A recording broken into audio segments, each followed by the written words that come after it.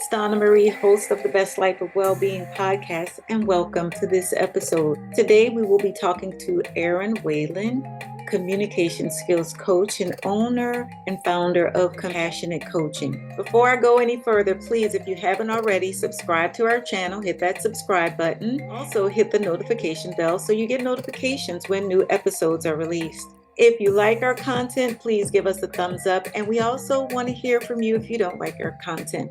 Please engage with us by sharing your comments, and please share any episodes you believe will be beneficial to others. Today with Erin, we will discuss an art form called playback theater. This conversation is important to me because it helps us understand how effective communication, sharing, and listening with an open mind helps us to create empathy for ourselves and for others. I believe empathy starts with me, and empathy starts with you. It starts with the individual. And using our voice, especially in a community space where others are listening, it really helps us to create an opportunity to connect and to heal on a deeper level. It empowers everyone when we share and when we listen with an open mind.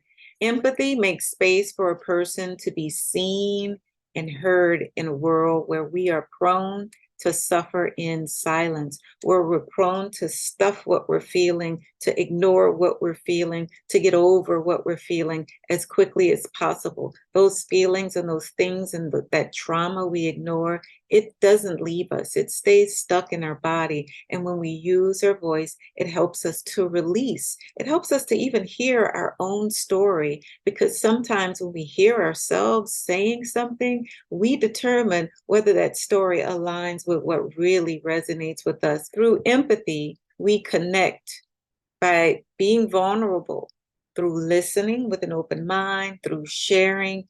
That's vulnerability, and that helps us to connect with other people, which helps us to create empathy. It helps us to be in communion with one another, which is so liberating. And again, it creates that connection when we change our perspective, when we are present with an open mind to hear what another person has to say. It can create forgiveness. There is so much healing that can happen when we are sharing, when we're allowing ourselves and others to be seen.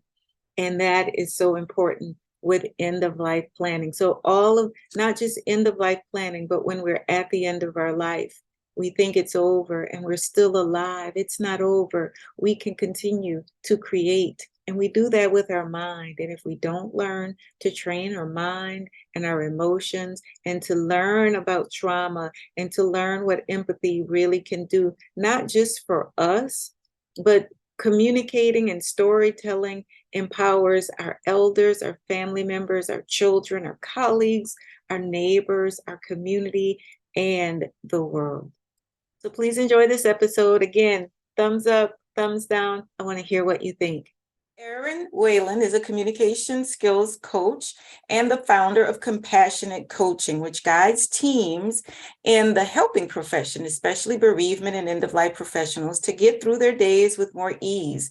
She uses her background as an actor, trainer, and facilitator to develop highly engaged programming that centers around giving and receiving empathy.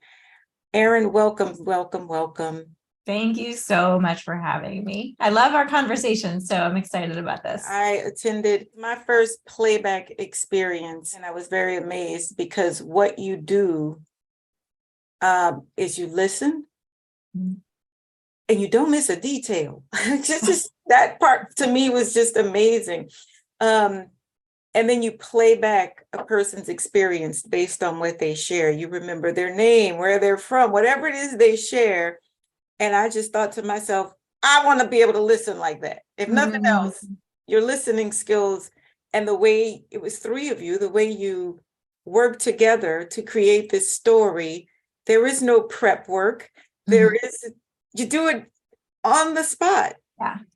It was pretty amazing. So I want to talk more about that. But first, I want to give you an opportunity to just share a bit about yourself before we move forward. Sure. Yeah. Thank you. Thank you so much for having me. I'm excited to be here. So I'm Erin Whalen. I'm a wife. I'm a mama to a precocious 9-year-old sitting in his room this morning surrounded by Legos. And I founded my company in 2020, the end part of 2020. But it was funny that it took me so long to realize that the things that I've been doing for a long time, I've been doing playback theater since 2010. And it's such a unique and just powerful art form. It just took me a long time after getting my coaching certification to realize, oh, I can do the things I've been doing under my umbrella of my new business. But it's very unique. It's very different. There are 1,000 million life coaches out there, but there are very few communication coaches who do playback theater. So I've kind of cornered the market in that regard of like, I do this thing for this group of people that is very specific. Anyone and everyone can benefit from playback. And the show that you attended was a wellness event. So it was, not geared towards people who work in end of life care or people who work in grief or bereavement care. But so anyone can really benefit from it. But I'm really bringing it, my focus is really to bring it to those groups of people, the people who work in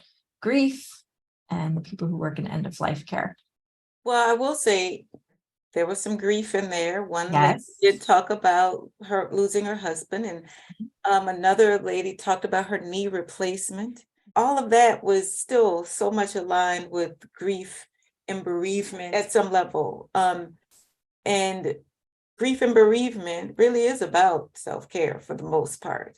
Agreed. I think that wellness and self-care, it's all intertwined. And grief is, it's so everywhere, but I think that we don't talk about it enough. And so when you give people the opportunity to share and when you create that safe space, like grief will almost always come up in one way, shape, or form, because we've all experienced it. We've all experienced loss. And so, it's the human experience, and yet it's not talked about. It's not, shared as openly as something like, wellness, or something like, living, your life to the fullest, like that. I'm sure, with your work too, you find that, and it's such a beautiful synergy you have within your own business of, you are living your best life by focusing on the end of your life. So I think we're both in alignment that it's all interconnected, and that you can't really have a full life unless you think about your end of life. Part of your work is empathy. Yes. How do you define empathy in your business? And it's such a loaded question. It's like so deep, and I'm still figuring it out. But I love Brene Brown. I'm a huge fan of hers. Yes. And when she talks about empathy, she goes to Teresa Wiseman, who's a nurse who's researched empathy. And it's beyond the recognition of emotion in someone else, because there also has to be this acknowledgement of it and a connection to it and a verbalization or some sort of way to show that you see that person. So it's beyond the recognition. It's recognizing that person's emotion, connecting to it on some level, and some sort of, verbal or understood recognition that you see them, that you, I don't want to say understand them, because we really can't fully understand each other. We have our own lives, and that person has their own life, and you really can't understand what it's like for them, but you can connect with them on that emotional level. So some sort of recognition of, I see you, I see your pain, I see your loss, Yes. I see your grief. Yes. And that's so important, to see one another. Mm-hmm. And that self-empathy, like back to grief. Mm-hmm.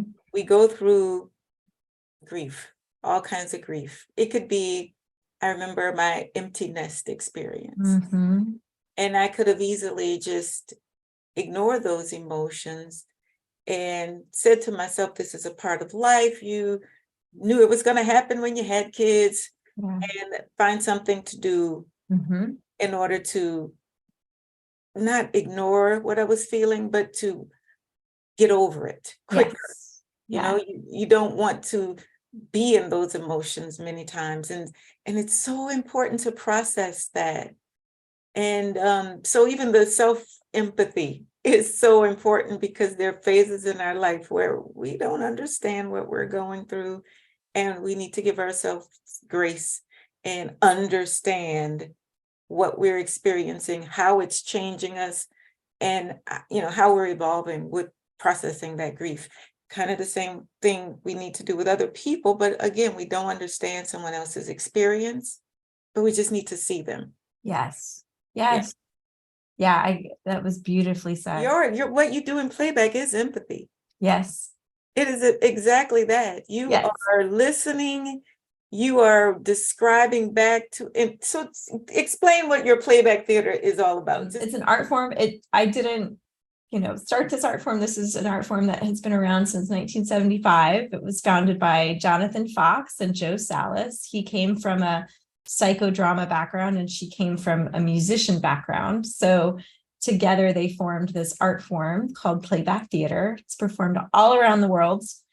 And basically in a playback theater performance, the audience members will be present, as well as the troupe. And the troupe consists of a conductor who basically facilitates the process, and actors, and a musician. And what happens is there's usually a theme. And so, for instance, the one you saw was the theme on wellness, and the prompt, the question that the conductor asked was, how do you keep yourself well? And there are some variations to the playback theater performance, but at its most basic, it's asking a question of audience members, and one at a time, an audience member will tell a story based on that prompt or that theme.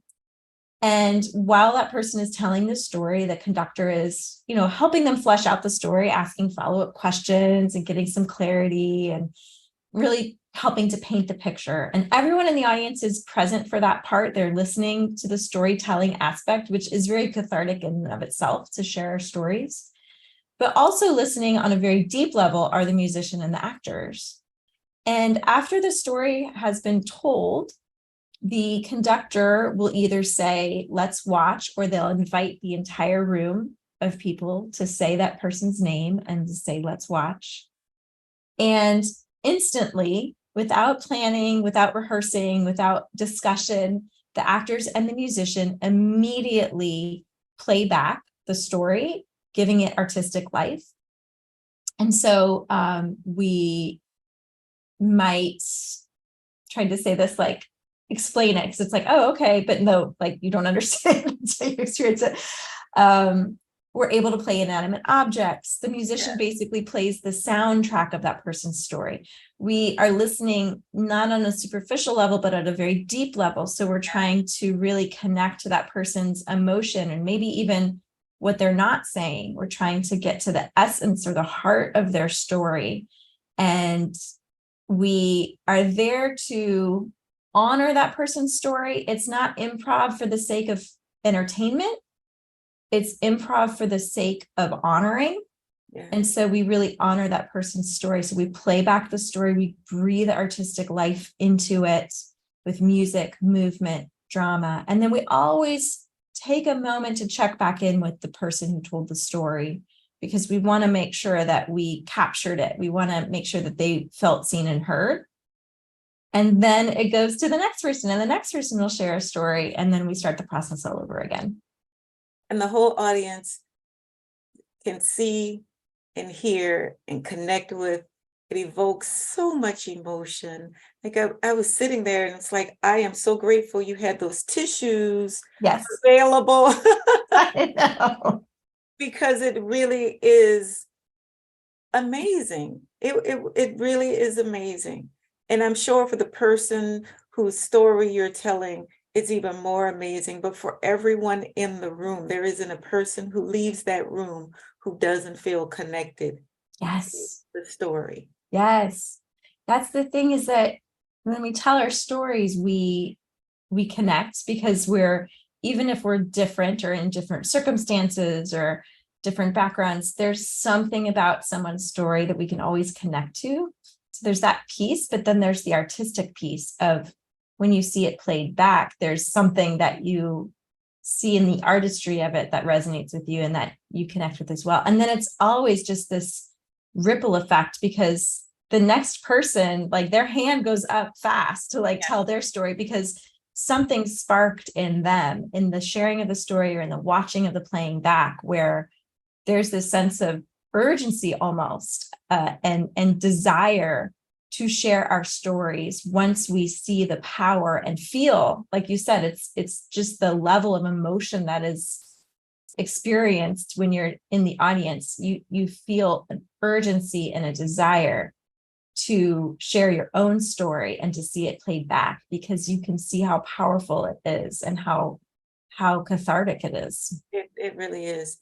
Something you say is that communication is the foundation of everything we do.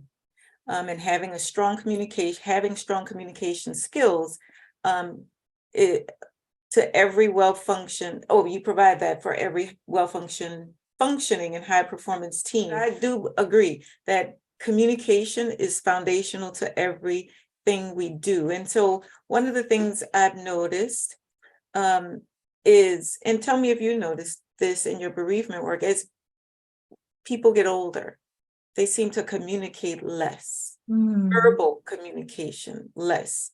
I'm just curious to know if that's just something I notice, or and maybe you haven't experienced it, but do you notice that as we get older, elders communicate less verbally? I'll be honest, I don't know if I've noticed that, but I'm really curious about that, because some of the things I'm learning about now are, I'm reading a great book on listening, and there's a chapter in there about loneliness. And so I'm wondering if it's all connected, like if there's a sense of talking less out of a feeling of loneliness, or if there's a talking less with the wisdom, knowing that listening is like they're talking less so that they can listen more. I don't know. Like, I haven't noticed it, but it's something I'm going to think about now that you mentioned it. When I interviewed Emmeline and some of the work that she does with helping to declutter homes for elders, one of the things she said her mission is to help people get their house in order so that they can entertain again, because they've created isolation, like you said, or you said loneliness, but isolation as they get older. Particularly people who are maybe single, don't have children, and don't have a large support group, whether it be a family or, just friends or a community to support them. They don't know how to navigate life anymore, and they become more and more isolated. And as you become more and more isolated, you lose your language. You lose the ability to be an effective communicator. Yes. And so that's so concerning for me. And that's why I bring it up, because communication is the foundation of every single thing we do. You're a life coach, you're a transformational coach, a solutions focused coach, and a positive psychology coach. I do a little bit of life coaching on the side, but the focus is more on this communications work. Like, playback is kind of the epitome of empathy. But then I also do, since I have a background in acting and training and facilitating, I bring in role players to help people communicate more effectively so that they can practice having challenging conversations. And sometimes I bring that into my life coaching work, but it's usually a separate entity with people who say, look, I want to focus on communication skills. So the life coaching is kind of more on the side. For the most part, I do more of the communications work and the playback theater work. So the playback theater is like one entity, right? And then the communication skills work is more, it's a smaller team. It's usually one or two people I bring in as role players to help people. For instance, I did at the Arlington Chamber of Commerce, we had a Women in Business Summit. It's such an exciting day. I hope you can come next year. I don't know if we knew each other at this point when it happened, but it's a great event just to spend time with other business women, and it's like 15-minute mini sessions where people came and they're like, okay, I I got to work on this thing, my pitch or my, this client, really, I get really irritated with this client, or I get really intimidated with this client, or I need to work on this. And I brought my role player Elizabeth in. And so they're able to practice, with Elizabeth. Elizabeth can fully embody that person, thinking about empathy, like professional role players can fully be that person so that they can respond as that person would respond. And then the beauty of it is they can give insight. They can say, like, look, when you said it this way, I felt like this. I felt this. When you said it this way, I felt this. And so you can get that feedback, which, we're in conversation all the time, but how often does someone pause and say, you know what, when you say that, like, I'm hurt, or when you say that, it comes across as very condescending. Like, we don't get that feedback in our day-to-day conversation. So that's the communication skills piece, is bringing in role players so people can practice and really get that insight, because we're communicating all day long, but we rarely get the opportunity to hear how we're coming across and how we're presenting ourselves to the world. Not only that, something you said that's very important. We don't always take the time to identify exactly what we're feeling. And so we might be mad because you said something, and so all we can think is, I'm mad, but we don't go deeper. Why am I mad? What is it about what was said that's causing you to feel the way you are feeling? What does mad really mean? Yes. And so that is so helpful, because in order to communicate with someone else, you have to be able to clearly identify and point to what it is you're experiencing, right? Helping the other person and helping yourself to clearly communicate what you hear and feel.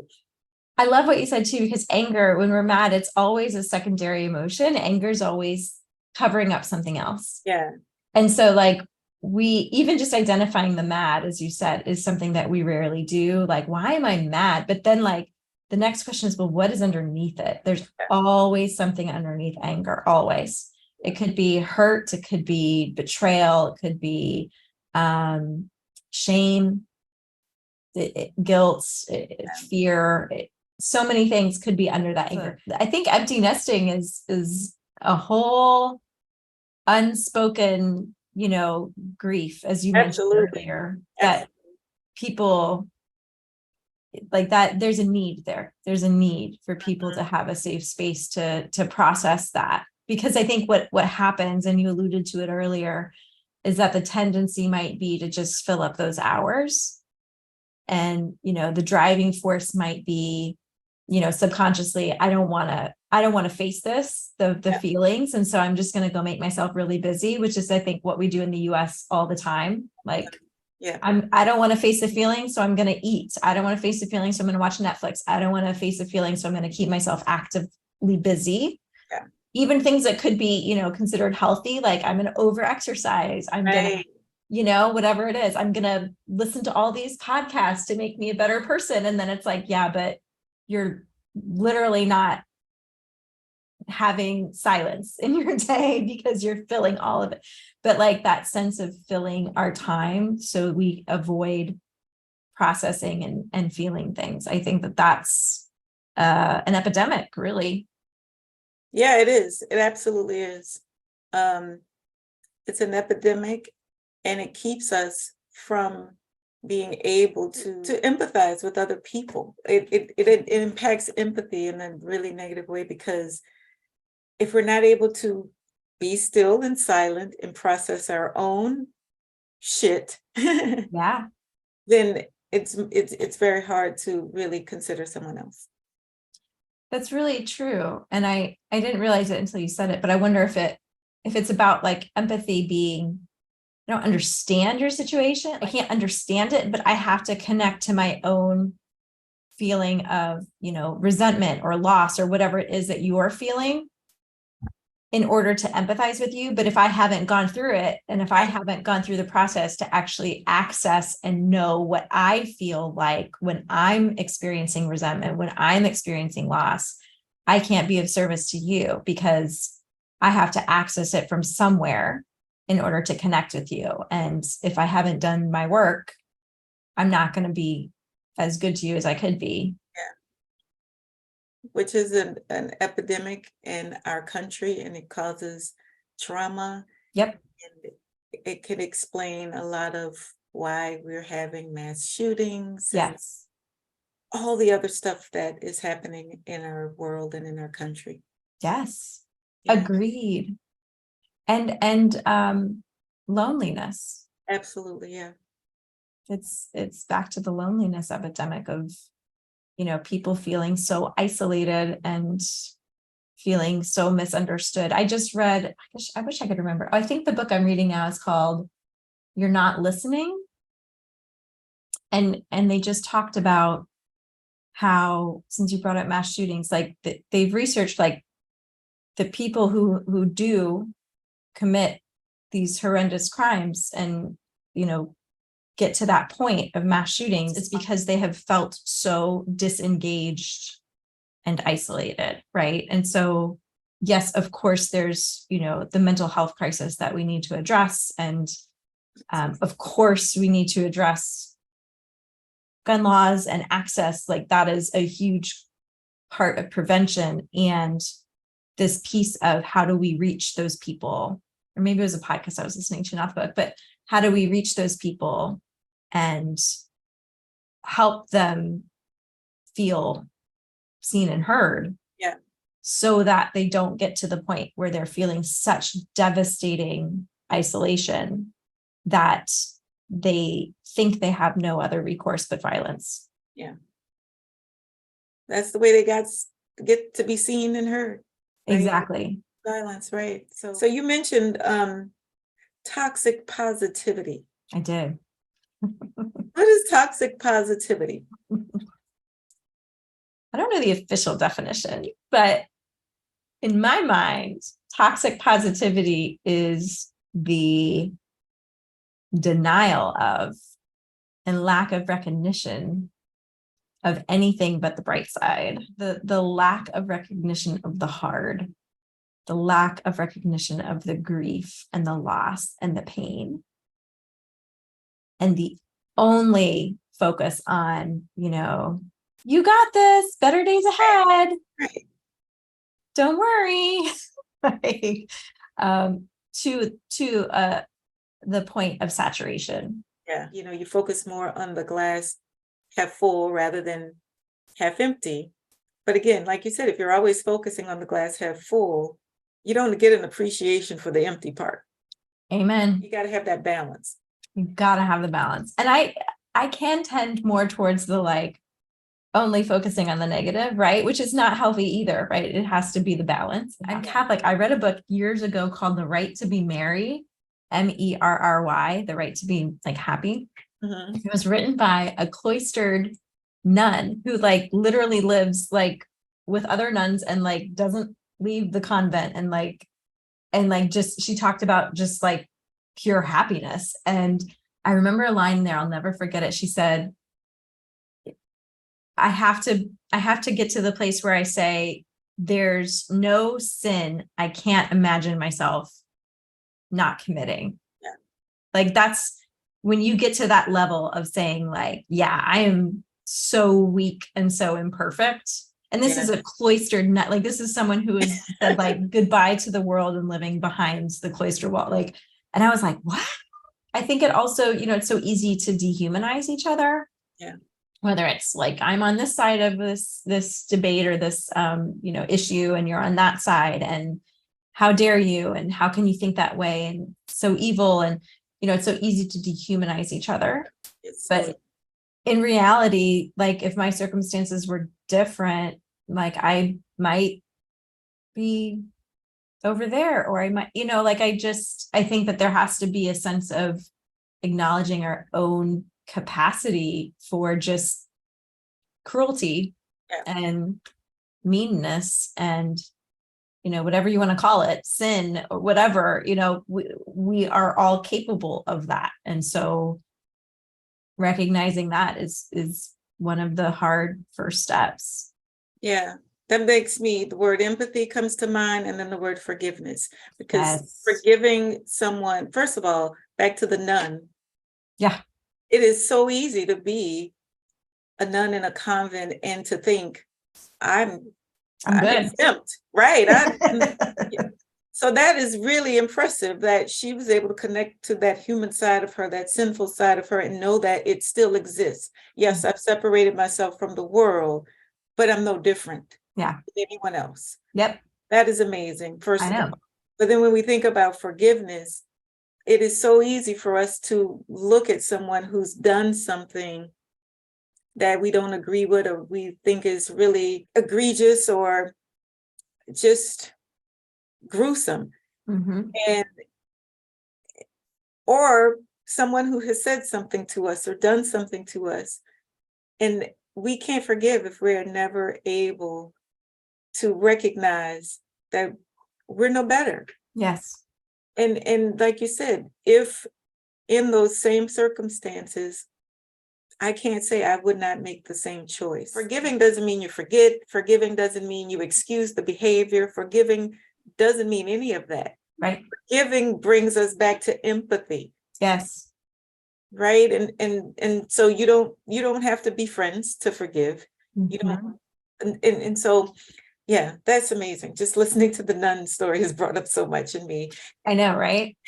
I know. I think the second half of it, that's part of the quote, but I think the second half is something like, and I have to know that, with God's grace, I could do any beautiful thing too. Like, Yes. so she accepted both sides of the equation, right? I think too, forgiveness is like, and I've said those things, like I said, how can someone do that? How can someone, I can't understand. And it's like, well, I think every time I find myself saying that, I need to stop and say, I cannot understand, how someone would do that, or how someone would believe that way, or how someone would act that way, or resort to that. It's like, I need to be aware when I say that like, okay, then that's a challenge. Like I need to start getting to the place where I understand. Like I'm not going to, I think we tend to stop there.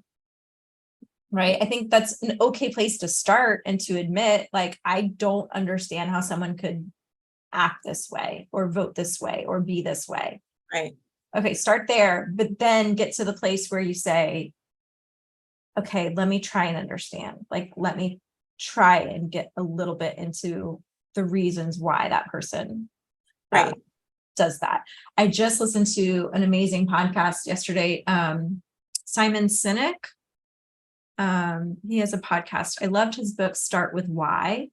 And then I just started getting into his podcast. And the episode I listened to yesterday was an interview with a woman who I can't remember her name, unfortunately, but she did a documentary on neo-Nazis. And the whole episode was on like deep listening, because she went in there to deeply listen to them.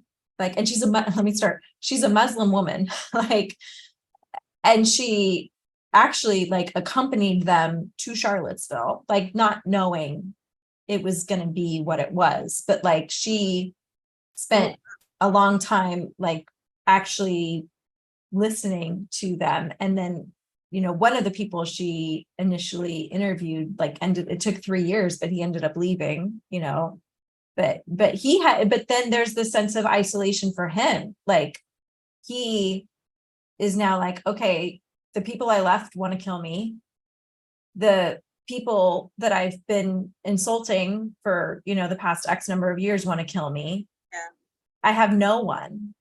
And, her advice to him was like, look, forgiveness is going to take time. You can't denounce one day and then just expect to be embraced. Like you've caused harm. Yeah. Like it's going to take time for you to be forgiven and believed that you're actually changed. And so I think that this notion of forgiveness is one of like, there's a real messiness in forgiveness too, of like, what does it take for me to forgive? And the fact that forgiveness is usually more about the forgiver. Like Yes. the benefit is actually more for the forgiver than the person being forgiven. Like that is also something to wrestle with. Like my withholding forgiveness of this person is actually harming me. Important to acknowledge that we don't understand. Yep. But also because we don't know the story. Yep. And everybody has a story. Yes. And, a person, you may have seen an action and think to yourself, that action is horrible. I don't understand. I could never forgive someone like that. That could be your first reaction. Mhm. But then I think an important second reaction is, I don't know the story. Yeah. Maybe I need to understand the story. Wow. And even the story part of it, you may not understand, but actually you would understand a little bit. You may not be able to, I used to think empathy was putting myself in someone else's shoes. It is not.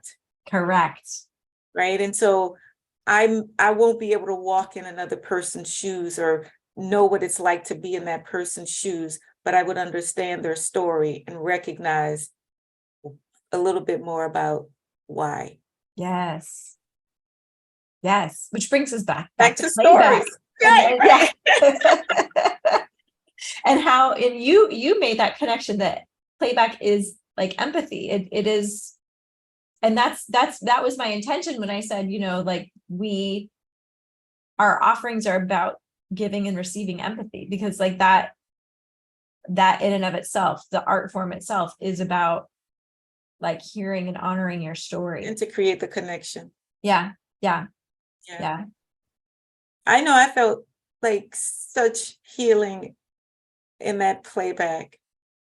Just me personally listening, and I don't even, that it wasn't my story. Right. I can't even imagine what the person who shared the story felt. I do vaguely remember the lady who lost her husband. Mm-hmm. Just for her to share the story, which means she had to revisit and play this story back in her mind in order to share the story. And then to watch someone else share it from another perspective gave her such peace and comfort, because she was able to see her story differently and honor her story differently. Mm-hmm. Right? We get caught up in our own view of things. But when you communicate and you share it and you hear somebody else's view, it can be very healing, because some of us do get caught in the toxicity of negativity and positivity, right? And when you hear someone else with a twist of your story, and it's like, oh, I never thought about it that way. Mm-hmm. I appreciate my own story differently. Sorry, I'm talking about stories. I had a conversation with my son, and it's so amazing how children remember bits and pieces of their life. I even think about my own self, and there might be a picture of when I was 2 years old, and I hear the story with that picture, and we tell the story over and over in life. And as whatever age I am now, I can I can go back to that story as if I remembered it, but I don't. I have a picture and I have a story. Yes. Bring myself back and create an experience, and the experience isn't actually mine. Yes. But it's because of the story that I resonate with this experience that isn't really. And so in life, we create these stories through each phase of our life. And it could be because of a story somebody said. It could be because of, it's amazing how our brain works too. Something happens and it sticks in your brain. Yes. And you don't even know it's there. The mirror neurons pick things up and it's just in your brain and you don't know it's there. Yes. Because it's there, you've created a story around it. Yes. It may not have anything to do with what actually happened. Yes. It's your story and you're sticking to it. Yes. And so I had a conversation with my son about something, and he was like, this is what happened and this is what happened. And I'm like, that isn't what happened. And it's part of what happened, but that's not all that happened. Right. And when I shared the parts I remembered, he gained such peace. Oh, wow. I didn't know that part of the story. Really? And so now he's able to create a new story, one that isn't trauma for him. Yep. Because he has another piece of information. And he was open to hearing it. And he was open to hearing it. Yeah. So that, it's really, stories are so amazing. Stories are so amazing. And I think two things came to mind as you were talking. It was like, stories are like, before we had the written word, we had oral stories. Like that's how we pass down everything, right? Yeah. Culture as a people, oral storytelling was our way of sharing and remembering and preparing the next generations. And there's something about, I remember reading about how, like, when we remember something, like the way our brain works, like every time we remember something that happened, it's different. Like we can never go back to the exact memory of what happened. Yeah. It's changed every time you remember. Like the process of remembering changes it. Yes. Which Yes. I remember being like, I don't want to believe that's true. Like, because it makes us very vulnerable. Like, Yeah. what can I believe if I'm remembering it a certain way, but now I know that that's not exactly accurate. Like, that's scary to me to say, is my brain trustworthy? And they say, like, when people, like, say after a crime or something, the witnesses, like, it's like different. Like, Yeah. the way we remember things are different. And so it's interesting though that stories are essential and yet they're flawed. Yes. Like how do we navigate that? How do we reconcile that like they're absolutely essential to who we are as humans, and it's also, I think, how we make meaning of things, right? Yeah. Like for both of us, when we were processing this, this ugly side of us, like we had to find out, and Brene Brown uses this terminology, the story I'm telling myself, right? And so like the stories are everything, and yet they're flawed. Yes. Like Yeah. that's just, what do we make of that, Donna? I don't know. There are no absolutes in life. I don't know. That's all I got.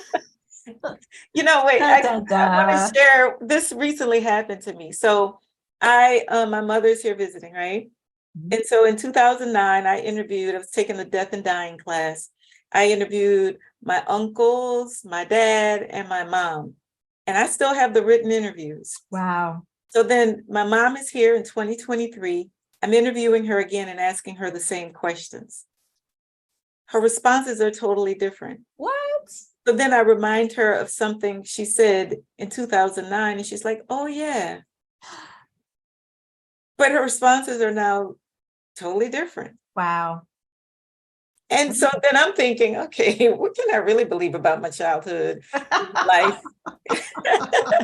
But I'm sure that's how, if we had written documentation of how we would have answered things, like for all of us, Right. it's different now. Like It's different now. We grow, we evolve, or we realize I was wrong.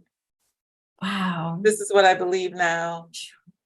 You can change your perspective. You can create the story you want for your life. That's what the whole end of life conversation and normalizing death talk is about. It's about looking at it differently. Yes, we're all going to die, and it's not bad. Yeah. Yes, we all would love to live forever, but as you get older, you realize maybe not so much, because my body is failing, or my people are dying, and I'm having to deal with readjusting my life over and over and over again. Maybe that isn't so bad. Yeah. Because that readjusting gets really hard. I had a conversation with an 87-year-old gentleman yesterday, and one of the things he said is, 87 years of life, a lot of my friends have died. And you got to make new friends. You got to be resilient.